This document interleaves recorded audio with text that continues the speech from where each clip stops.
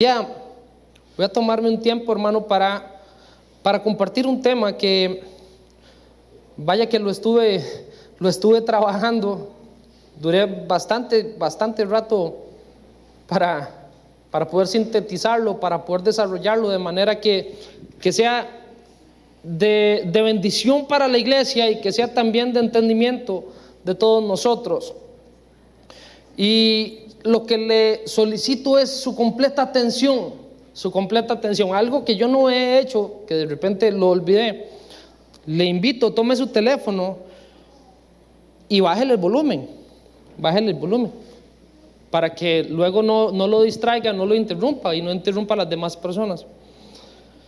Bien.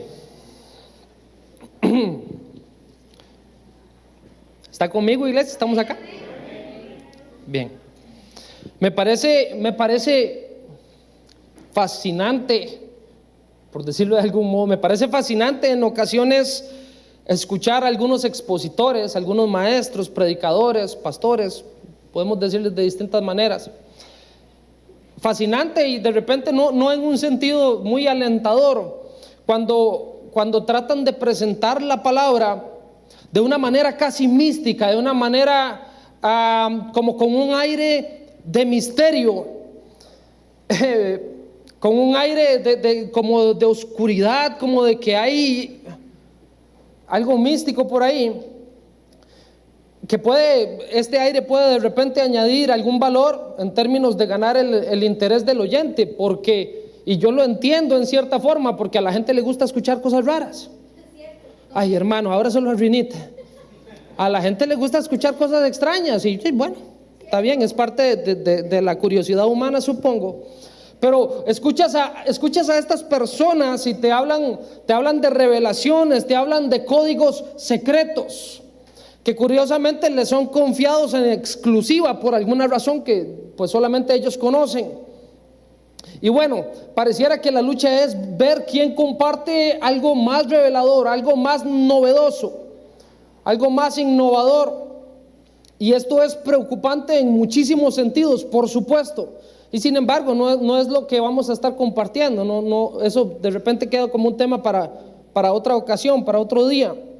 Por supuesto que lo que yo estoy mencionando lo ubico mucho en nuestro contexto de iglesia tradicional pentecostal, en sus muchas denominaciones. No solamente en nuestro país me doy cuenta de que esto sucede, pero en muchos lugares, y ya casi lo llevo a donde quiero que usted vaya conmigo.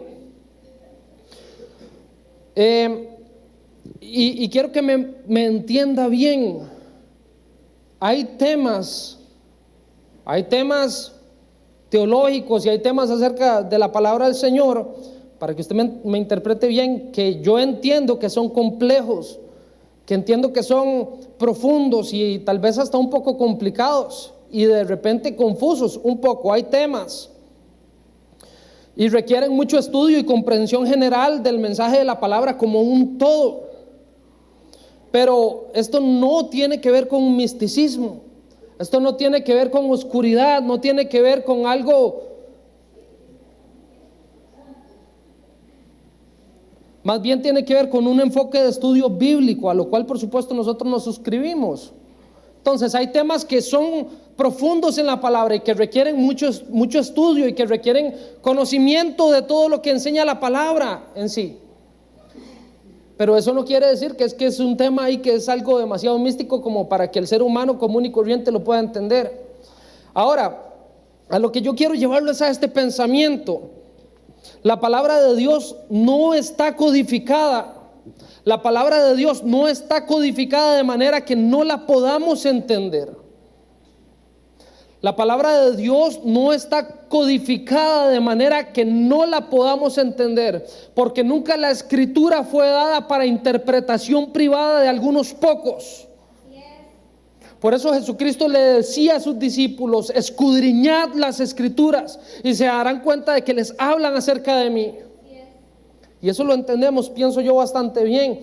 La Biblia, la palabra no está codificada de manera que no la podamos entender. Dios no juega a las escondidas con nosotros. Dios no juega a las escondidas con nosotros. En la gran mayoría de temas nos habla a través de su palabra de una forma clara. Diga conmigo, clara, sencilla, directa. Podemos conocer qué le agrada a Dios y qué no le agrada. Podemos saber cómo es que Él nos ama y cómo lo demostró y cómo lo demuestra día tras día. Lo podemos conocer a través de conocer su palabra, a través de estudiarla. Los temas que son más relevantes, los temas que son más útiles, que más nos edifican, son claros en la palabra del Señor, para que usted y yo los estudiemos y los pongamos por práctica en nuestra vida. Entonces, a estas alturas, yo pienso y espero, a estas alturas, que ustedes saben que esta es por lo general la línea que nosotros compartimos desde este púlpito. Temas sencillos, temas claros, temas prácticos, por supuesto espirituales. Entregar un mensaje claro y conciso que edifique tu vida y que te ayude a caminar de acuerdo a la voluntad de Dios con todo lo que eso conlleva.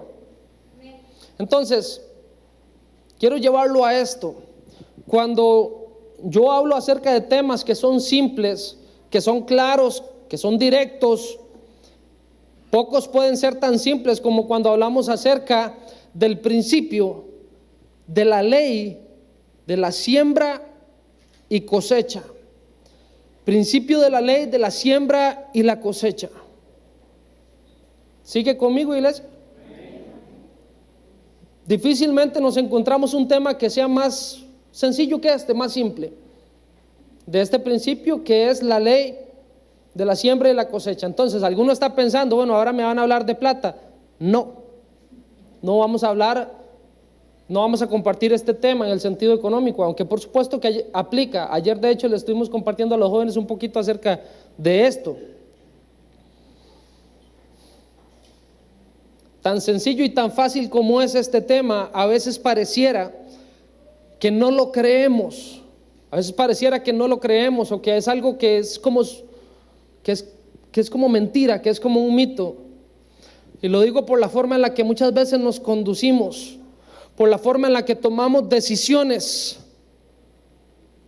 por cómo demostramos muchas veces esperar que nos vaya bien, siendo que actuamos en sentido opuesto.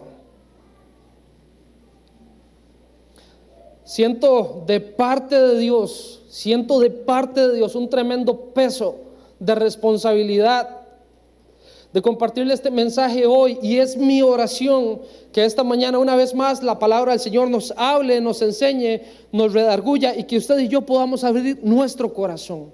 Padre, en el nombre de Jesús te doy gracias, Señor. Gracias por tu palabra y gracias por tu presencia. Gracias por este tiempo precioso, Señor, en que nosotros hemos podido compartir, hemos podido disfrutar, Señor. Hemos sido ministrados, hemos sido edificados, hemos entregado nuestras cargas, hemos sido fortalecidos, hemos recibido un nuevo aliento, Señor.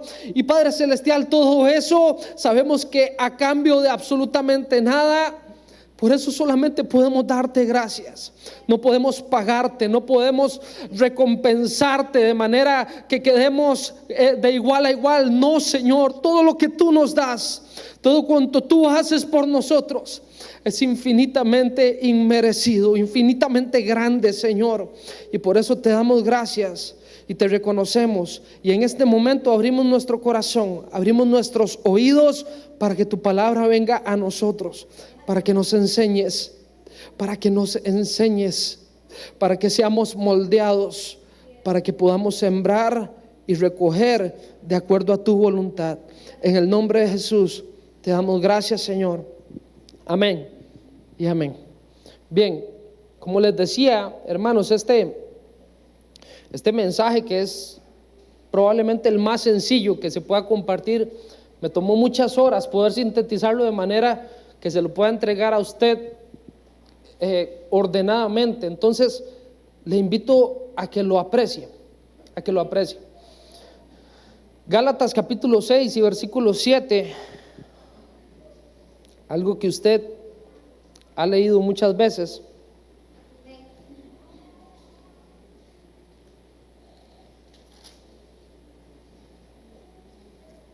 Dice así la palabra del Señor: el que es enseñado en la palabra, haga partícipe de toda cosa buena al que le instruye. Yo sé que no es ese, hermano, pero es que me gusta. Bueno, dice el número 7, ahora sí. No, ahí le dejé un mensaje subliminal. Dice: no os engañéis, Dios no puede ser burlado, pues todo lo que el hombre siembre, eso también segará. No os engañéis, Dios no puede ser burlado, pues todo lo que el hombre siembre, eso también segará. Bien, estamos hablando entonces de un principio universal. Diga conmigo: principio universal. Un principio universal. Entonces, fue Dios quien estableció la ley de la siembra y de la cosecha. Fue Él quien lo hizo. Así fue como Él ordenó que fueran las cosas. Para cualquier persona y para cualquiera de nosotros es evidente cuando nosotros observamos en lo natural. Cuando nosotros vamos y sembramos, por ejemplo, un arbolito ahí. Yo he sembrado algunos en la casa. Algunos me los he llevado con la guaraña, entonces pues no van a traer mucho fruto porque se murieron. O yo los maté más bien, y la señora se pone bravísima. Pero ahí hemos sembrado algunos arbolitos, y hemos sembrado unos arbolitos, algunos de naranja, otros de limón, uno por allá de aguacate, uno de guanábana, que ya tengo que ver cómo lo puedo porque se me va a hacer muy grande. Y se me van a ir las guanábanas para donde el vecino, y no me funciona mucho ese negocio. Ahí de repente le doy una, pero una. Pero qué ingenuo sería, qué extraño sería de parte mía, y usted esto lo entiende, que yo vaya y siembre ese árbol de guanábana y yo me quede ahí viendo, esperando que de ahí salgan mamones. Ese no es el nombre, eso es como un nombre feo, ¿verdad? Que de ahí salga rambután, es casi más peor. Sería ingenuo, ¿no? Usted no hace eso, no tiene sentido, no tiene ninguna lógica, y no lo esperamos. Esperamos que conforme se sembró, así es como va a cosechar. Eso lo entendemos de manera muy sencilla. Entonces, ¿cómo hacemos para exponer un mensaje que es tan sencillo y hacerlo que dure algunos minutos más? Bueno, vamos a ver. Este es un principio, y a mí me llama la atención. Es un principio que no solamente es natural, que las personas lo reconocen a lo largo y a lo ancho del mundo. De hecho, lo vemos en distintas culturas. Para los hinduistas y para los budistas, que entre solamente esas dos religiones son casi 2 billones de personas, casi 2.000 millones de personas. Entonces es tremenda parte de la humanidad, y ellos creen en un concepto, tienen una creencia que le llaman el karma. ¿Usted ha escuchado eso en algún lado?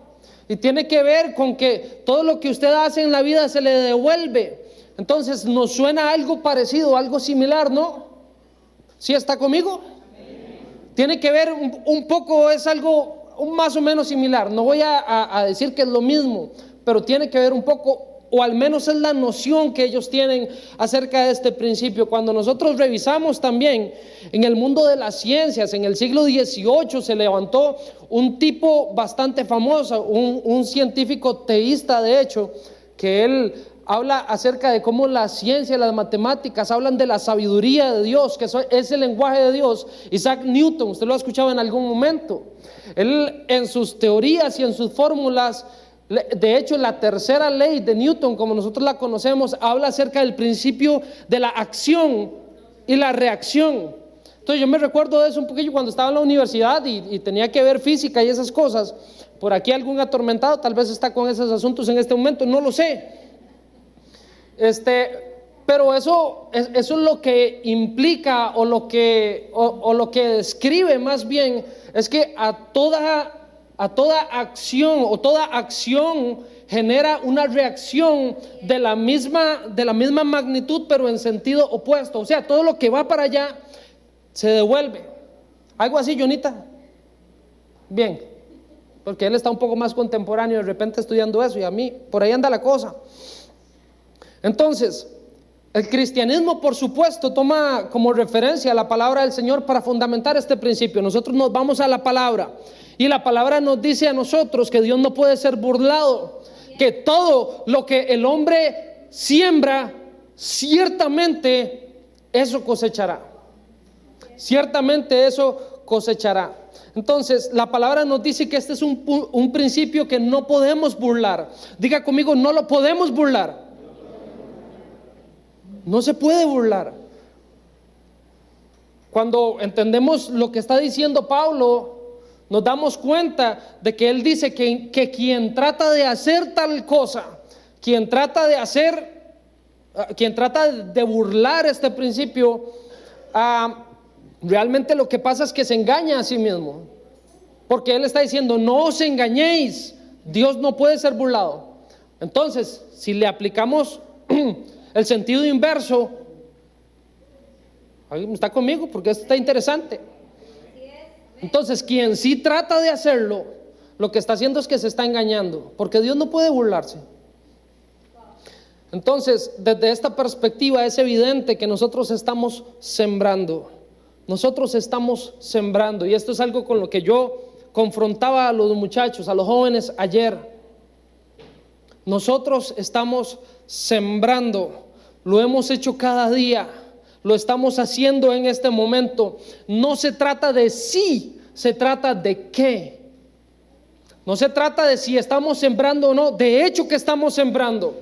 La pregunta no es si estamos sembrando o no, la pregunta es qué es lo que estamos sembrando.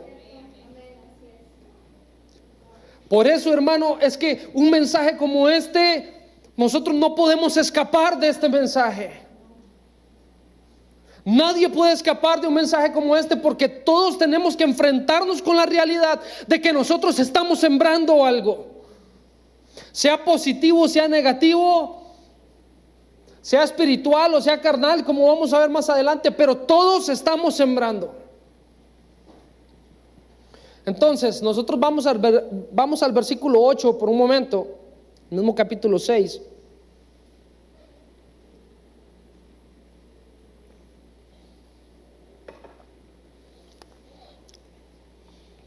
Dice así la palabra del Señor y continúa.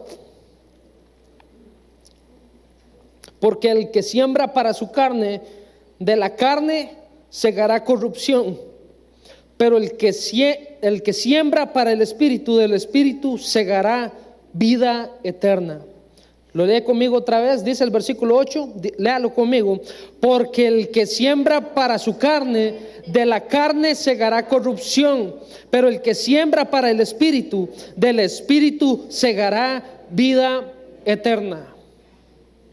Bien, entonces, ¿qué es lo que encontramos acá? Aquí me parece maravilloso cómo la palabra nos da estas dos distinciones, digámoslo tal vez, estas dos opciones. Cómo al final todo se reduce en los que siembran para la carne y los que siembran para el Espíritu. Usted lo nota que se hacen esas dos divisiones. Los que siembran para la carne y los que siembran para el Espíritu. Entonces, para que nosotros podamos entender a qué se está refiriendo la palabra. Si yo le digo a usted, ¿qué significa sembrar para la carne? ¿Qué me diría usted? A ver si le pregunto a alguien. Era mentira, es nada más para que se asustara. Y si yo le pregunto a usted, ¿qué significa sembrar para el Espíritu? ¿Qué significa, hermano, sembrar para el Espíritu? Bien, para que nosotros podamos entender eso y no entrar en conjeturas humanas, lo que tenemos que hacer es mirar al contexto del pasaje que estamos revisando. Vamos a ir al capítulo 5 de Gálatas y vamos a leer del versículo 16 hasta el capítulo 6 y versículo 7. Dice así, capítulo 5 y versículo 16. Dice la palabra del Señor: digo pues, andad en el Espíritu y no satisfagáis los deseos de la carne, porque el deseo de la carne es contra el Espíritu y del Espíritu es contra la carne, y estos se oponen entre sí para que no hagáis lo que quisierais. Aquí nos está mencionando, recuerdo una vez que Luisito Azofeifa, lo que tenemos aquí, él estuvo hablando una vez acerca de Romanos capítulo 7 y la lucha que hay entre la carne y el espíritu, que lo que quiero hacer no lo hago y lo que hago, de eso está hablando acá. ¿Se acuerda, Luisito? Continuamos, dice: pero si sois guiados por el espíritu, no estáis bajo la ley. Manifiestas son las obras de la carne, que son adulterio, fornicación, inmundicia, lujuria, idolatría, hechicerías, enemistades, pleitos, celos, iras, contiendas, divisiones, herejías, envidias, homicidios, borracheras, orgías y cosas semejantes a estas. En cuanto a esto os advierto, como ya os he dicho antes, que los que practican tales cosas no heredarán el reino de Dios.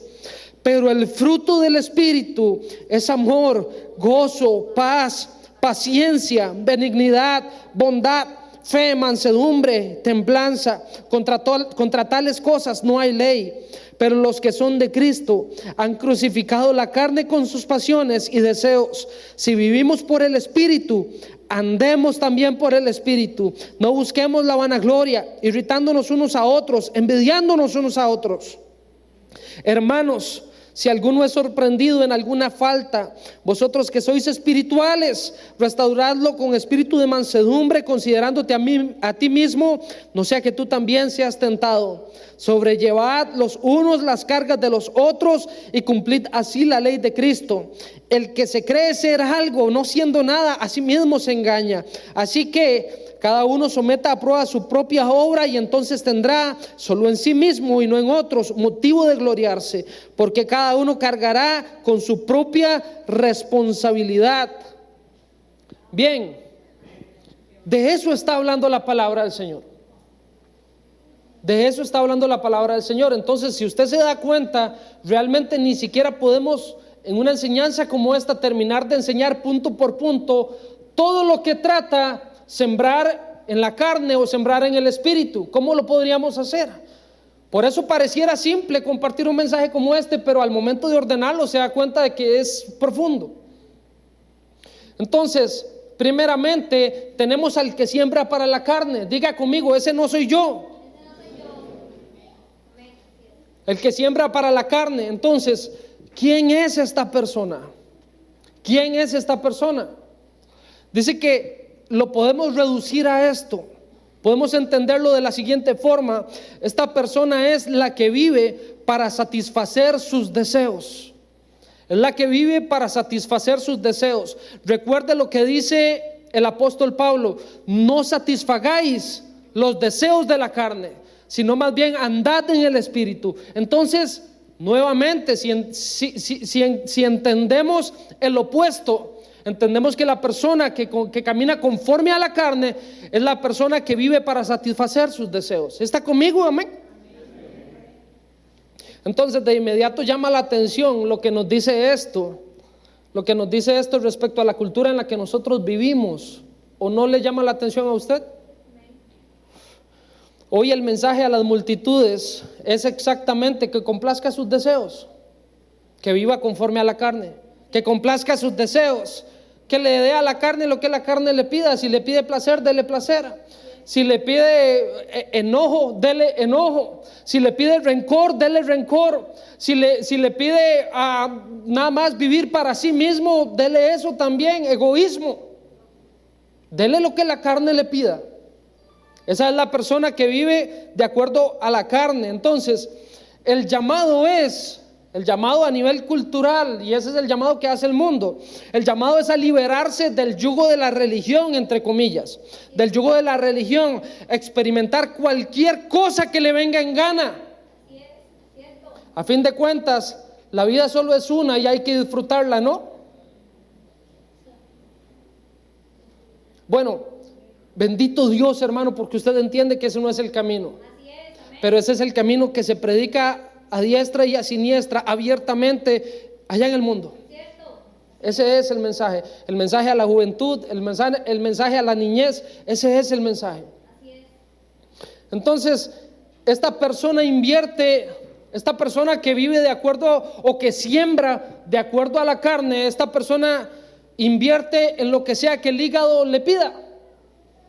Invierte en lo que sea que el cuerpo, que el deseo le pida.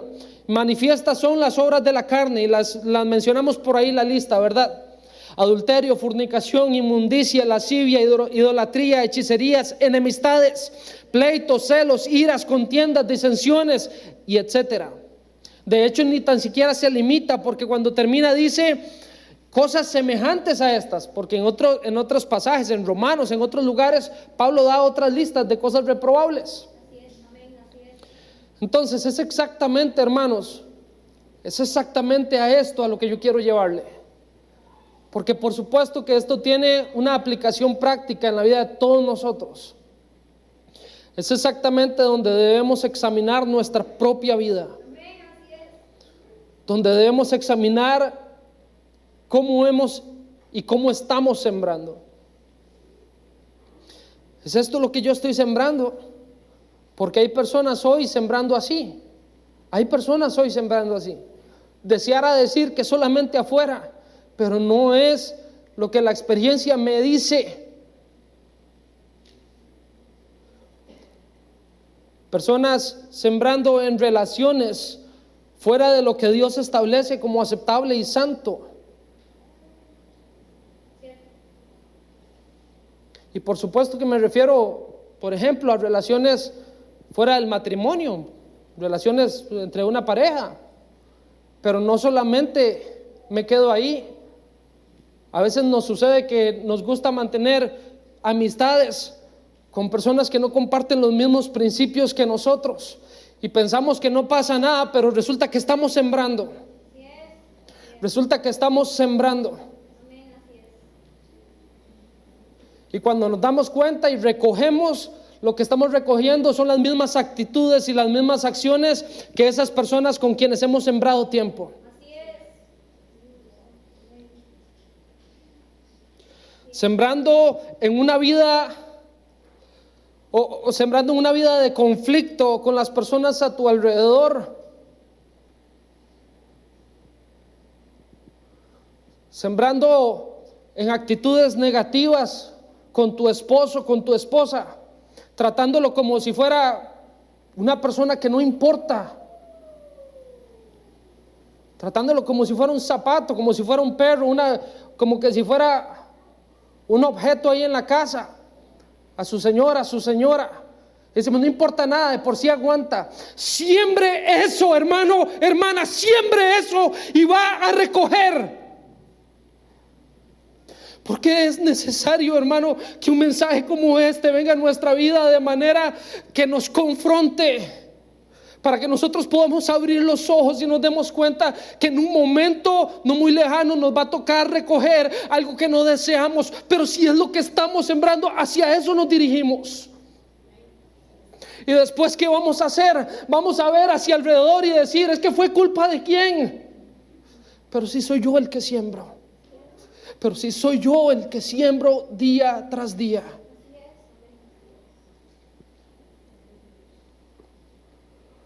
Sembrando en pleitos y enemistades con hermanos de la iglesia. Y el día de mañana nos preguntamos, qué raro, yo veo como que nadie se quiere llevar conmigo. ¿Qué será lo que pasa? Sembrando en tratos deshonestos, en ganancias mal habidas. Y el día de mañana nos despiden, o el día de mañana llegan a ajustar cuentas con nosotros y decimos, pero ¿qué fue lo que hice? ¿Qué fue lo que pasó?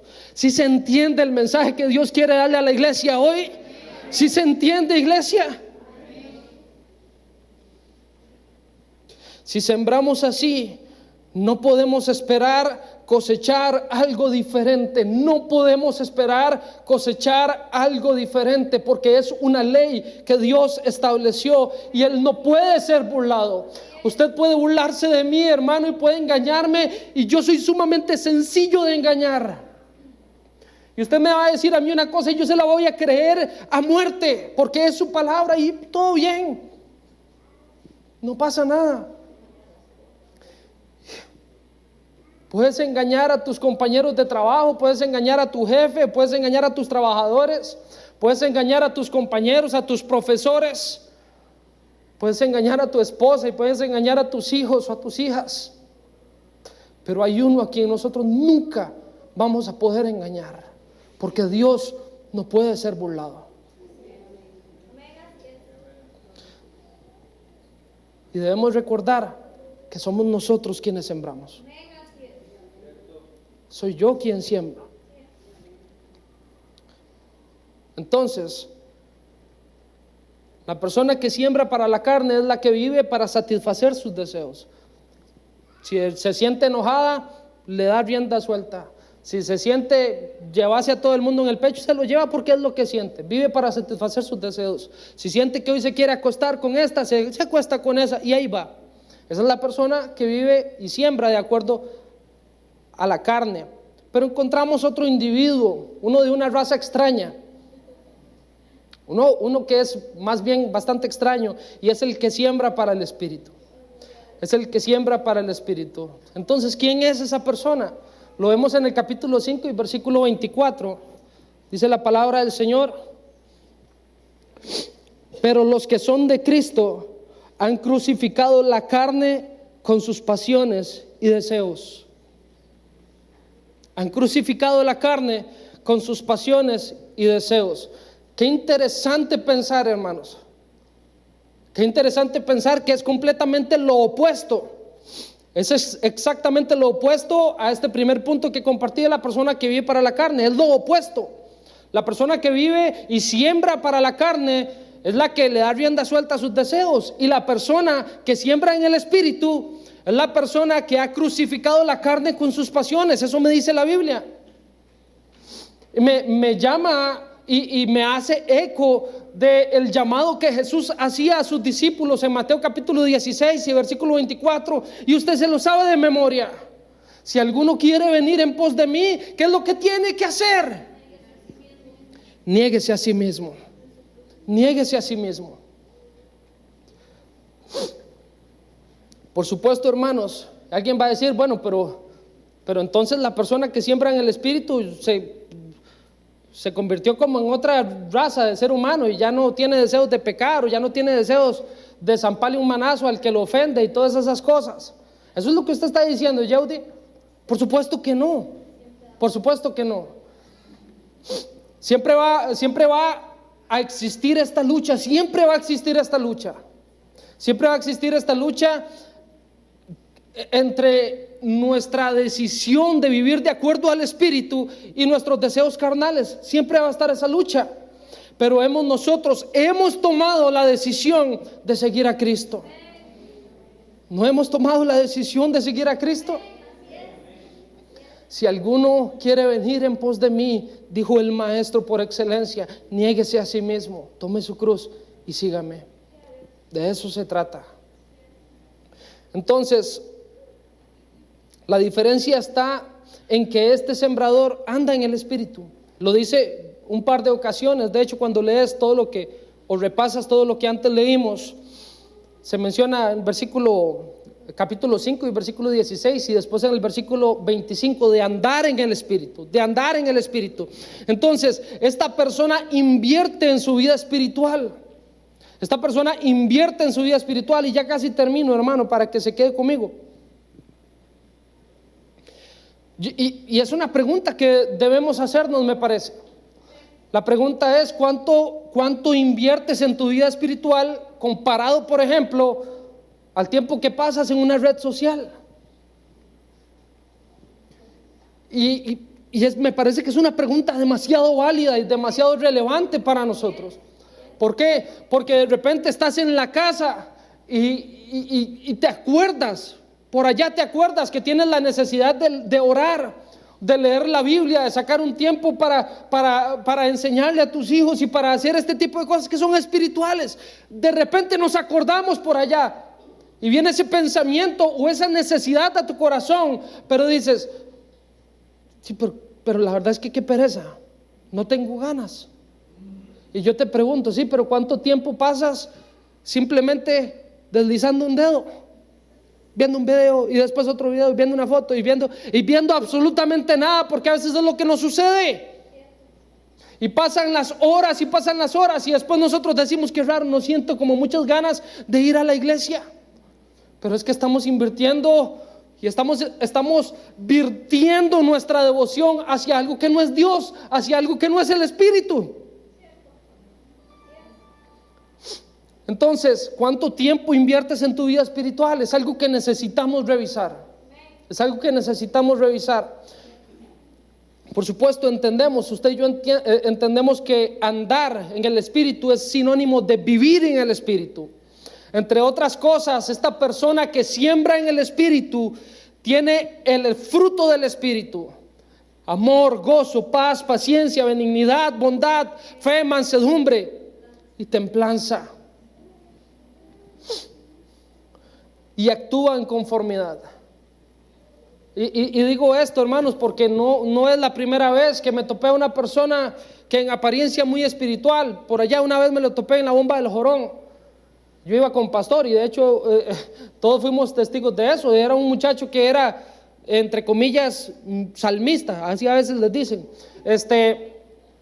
Y ministraba ahí, supuestamente era el dirigente de un lugar y llegó y parece que no le gustó mucho el servicio que le dieron y salió maldiciendo y insultando a la mamá del pobre muchacho que estaba ahí trabajando.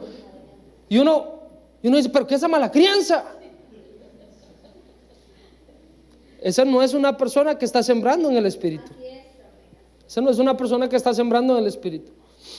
Tiene el fruto del Espíritu y actúa en conformidad. Diga conmigo, actúa en conformidad. Número 2, y todo esto lo estoy extrayendo de las líneas que leíamos antes. Como les dije, si me pongo a extraerlo todo, no podemos salir de acá. Pero número 2, restaura con mansedumbre. Restaura con mansedumbre. Usted nota lo que le dice Pablo a los habitantes de la región de Galacia. Les dice, ustedes que son espirituales, restauren a las personas con espíritu de mansedumbre. Entonces, cuando vemos a una persona que está trastabillando, ¿qué hacemos? Llegamos y le metemos el manazo para que termine de caerse, o le damos la mano, lo soportamos y le ayudamos a caminar. Bueno, eso tiene que ver con nosotros sembrar en el Espíritu. Restaura con mansedumbre y se detiene de juzgar con ligereza. Hermano, antes de usted juzgar una situación de la vida de otra persona, primero analícese a usted mismo. Yo me he dado cuenta de que yo tengo tanto que trabajar en mi misma persona que prácticamente no me queda tiempo para andar juzgando a los demás. Mira qué curioso. Tanto tengo que trabajar. Se detiene de juzgar a otros con ligereza y ayuda a llevar las cargas. Entonces, lo maravilloso es que haciendo todo esto y más, como leímos en la palabra del Señor, haciendo todo eso son cosas prácticas. Diga conmigo, cosas prácticas.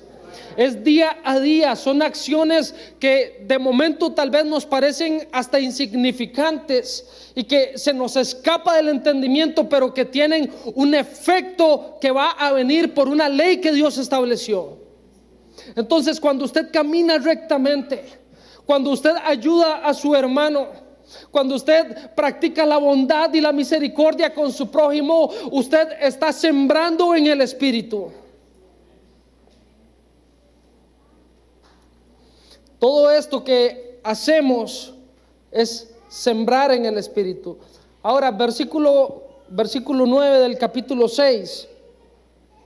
Dice la palabra del Señor: no nos cansemos pues de hacer el bien, porque a su tiempo segaremos si no desmayamos. No nos cansemos pues de hacer ¿qué? Oh, ¿está conmigo, iglesia? ¿De hacer qué?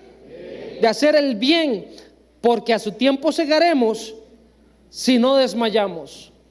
Entonces, ¿a qué nos llama a nosotros al Señor? ¿A qué nos llama a nosotros el Señor? Por supuesto, hay dos caminos y siempre los ha habido. Solamente hay dos caminos. Está el camino que lleva a la salvación y está el camino de la perdición. Está el camino de la obediencia y está el camino de la rebeldía. Está el camino que Dios nos manda a nosotros y está el camino del mundo. Hay solamente dos caminos. Entonces, ¿a qué nos llama a nosotros el Señor? Él expone acerca de estos dos sembradores. Está el que siembra en el espíritu y está la persona que siembra en la carne. Entonces, claramente la palabra nos llama a nosotros a sembrar en el espíritu.